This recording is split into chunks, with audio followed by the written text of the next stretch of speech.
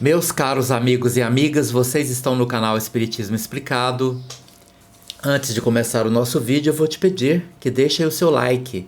É muito importante o seu like para o crescimento de nosso canal. Existe uma grande curiosidade sobre todos nós, sobre a figura de Judas Iscariotes, aquele que vendeu Jesus por 30 moedas. O que aconteceu com ele, como ele está agora. E embora muitas especulações tenham sido feitas ao longo da história, temos uma mensagem do espírito Humberto de Campos no seu livro Crônicas de Além Túmulo, psicografado por Chico Xavier, que escreveu uma mensagem em 1935 sobre Judas Iscariotes. Humberto de Campos escreve a seguinte mensagem: silêncio augusto cai sobre a cidade santa. A antiga capital da Judéia parece dormir o seu sono de muitos séculos. Além descansa Getsemane, onde o Divino Mestre chorou numa longa noite de agonia. Acolá está o Gólgota sagrado, e em cada coisa silenciosa há um traço da paixão que as épocas guardarão para sempre. E em meio de todo o cenário, como um veio cristalino de lágrimas, passa o Jordão silencioso, como se as suas águas mudas, buscando o Mar Morto, quisessem esconder das coisas tumultuosas dos homens os segredos insondáveis do Nazareno. Foi assim, numa dessas noites, que vi Jerusalém vivendo a sua eternidade de maldições. Os espíritos podem vibrar em contato direto com a história, buscando uma relação íntima com a cidade dos profetas. Procurava observar o passado vivo nos lugares santos. Parece que as mãos iconoclásticas de Tito por ali passaram como executoras de um decreto irrevogável. Por toda parte ainda persiste um sopro de destruição e desgraça. Legiões de duendes embuçados nas suas vestimentas antigas percorrem as ruínas sagradas e, no meio das fatalidades que pesam sobre o empório morto dos judeus, não ouvem os homens os gemidos da humanidade invisível. Nas margens caladas do Jordão, não longe talvez do lugar sagrado, onde precursor batizou Jesus Cristo, divisei um homem sentado sobre uma pedra. De sua expressão fisionômica irradiava-se uma simpatia cativante. Sabe quem é este? Murmurou alguém aos meus ouvidos. Este é Judas. Judas? Sim, os espíritos apreciam às vezes, não obstante o progresso que já alcançaram, voltar atrás, visitando os sítios onde se engrandeceram ou prevaricaram, sentindo-se momentaneamente transportados aos tempos idos. Então mergulham o pensamento no passado, regressando ao presente, dispostos ao heroísmo necessário do futuro. Judas costuma vir à terra nos dias em que se comemora a paixão de Nosso Senhor, meditando nos seus atos de antanho. Aquela figura de homem magnetizava-me. Eu não estou ainda livre da curiosidade do repórter, mas entre as minhas maldades de pecador e a perfeição de Judas existia um abismo.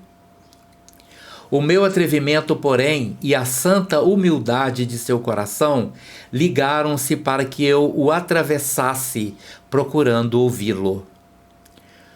O Senhor é de fato o ex-filho de Iscariote? Sim, sou Judas. Respondeu aquele homem triste, enxugando uma lágrima nas dobras de sua longa túnica.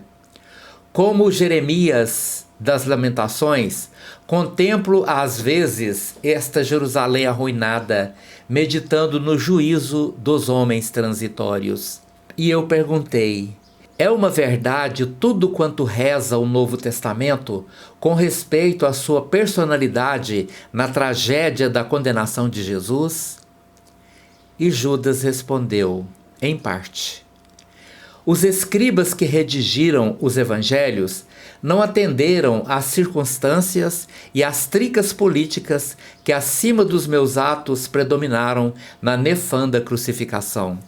Pôncio Pilatos e o tetrarca da Galileia, além dos seus interesses individuais na questão, tinham ainda a seu cargo salvaguardar os interesses do Estado romano, empenhado em satisfazer as aspirações religiosas dos anciãos judeus. Sempre a mesma história.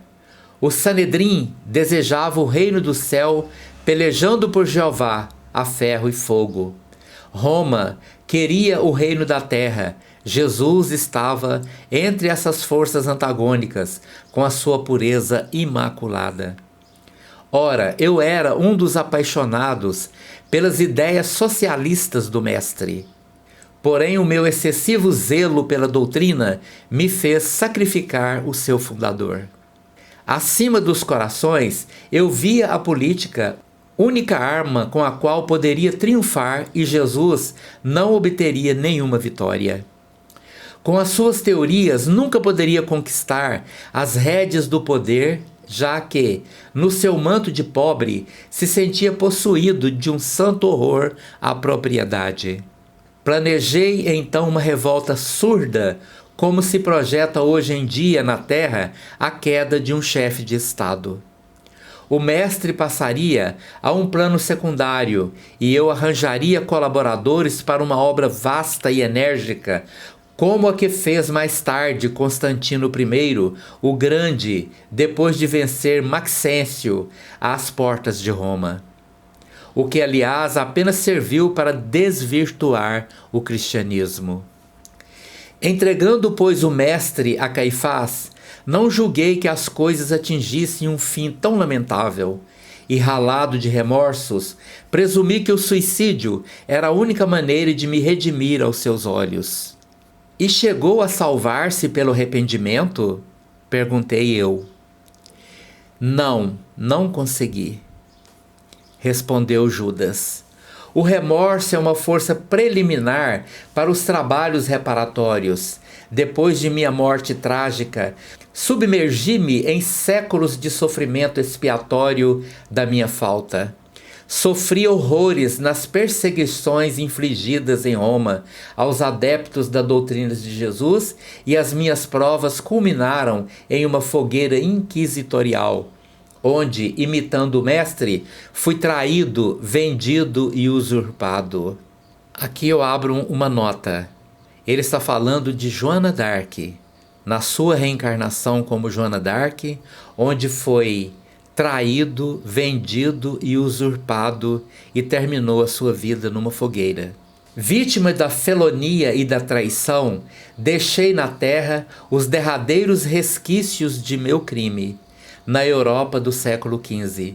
Desde esse dia em que me entreguei, por amor do Cristo, a todos os tormentos e infâmias que me aviltavam, com resignação e piedade pelos meus verdugos, fechei o ciclo das minhas dolorosas reencarnações na terra, sentindo na fronte o ósculo de perdão da minha própria consciência.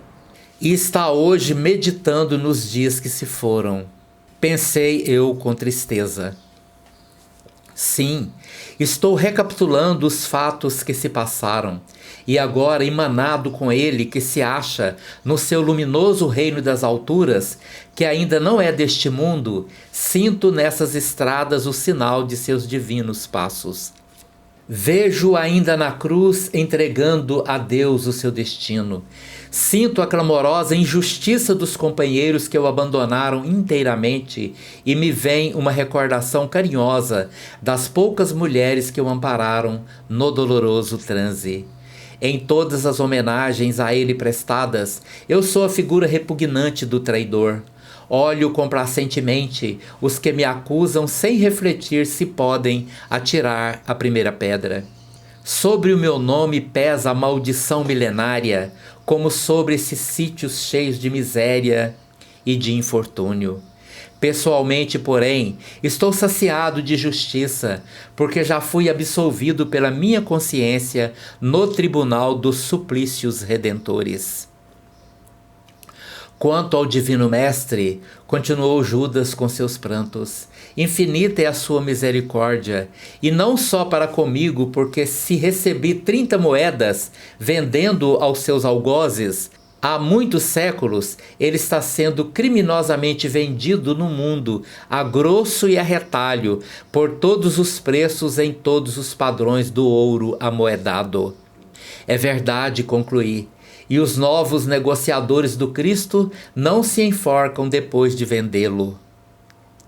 Judas afastou-se, tomando a direção do Santo Sepulcro, e eu, confundido nas sombras invisíveis para o mundo, vi que no céu brilhavam algumas estrelas sobre as nuvens pardacentas e tristes, enquanto o Jordão rolava na sua quietude como um lençol de águas mortas, procurando o mar morto. Meus prezados amigos e amigas, esta mensagem tem um poder imenso sobre nós. Não há nada que não possa ser consertado. Não há nenhuma destruição que não possa ser reedificada. Todos nós temos o poder de transformar nossas vidas. De Judas Iscariotes até Joana d'Arc, uma das mais tristes e vis histórias de traição, onde Judas, o traidor, converteu-se depois de muito tempo, de muitas encarnações dolorosas, que demandaram quase 1500 anos, até chegar a Joana d'Arc, vilipendiada, vendida, traída e morta numa fogueira. A trajetória da redenção espiritual muitas vezes é muito dolorosa, mas nos deixa a certeza absoluta de que o inferno eterno não existe. Ele existe individualmente para nós, que vivenciamos e criamos esse inferno em nossas próprias vidas. Muito obrigado pela sua atenção. Se você gostou desse vídeo, deixe aí o seu like. Muito obrigado por você estar aqui.